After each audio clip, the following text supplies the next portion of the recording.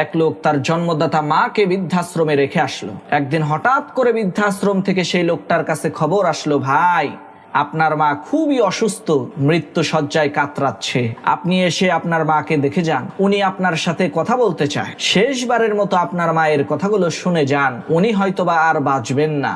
বৃদ্ধাশ্রম থেকে পাঠানো এই খবর শুনে সেই লোকটা বৃদ্ধাশ্রমের হসপিটালে থাকা তার মায়ের পাশে যেয়ে বসে তার মাকে ডাক দিল। তখন তার বৃদ্ধ মা তাকে বলতে শুরু করলো, বাবা তুমি এই বৃদ্ধাশ্রমের জানালার কাজগুলো মেরামত করে দিও, কারণ রাতের বেলায় এই জানালা দিয়ে অনেক ঠান্ডা বাতাস আসে, যার কারণে বৃদ্ধাশ্রমে থাকা সমস্ত লোকদের অনেক কষ্ট হয়। আর এই বৃদ্ধাশ্রমের মধ্যে তুমি ঠান্ডা পানির ব্যবস্থা করো, কারণ গরমের দিনে বৃদ্ধাশ্রমের মধ্যে ঠান্ডা পানি পাওয়া যায় না, আর গরম পানি খেলে তো গলার পিপাসাও মেটে না। আর বাবা এই বৃদ্ধাশ্রমের খাবারের রেসিপিটা তুমি ঠিক করে দিও, কারণ খাবারের মান এতটাই নিম্নমানের যে আমি দিনের পর দিন না খেয়ে থেকেছি।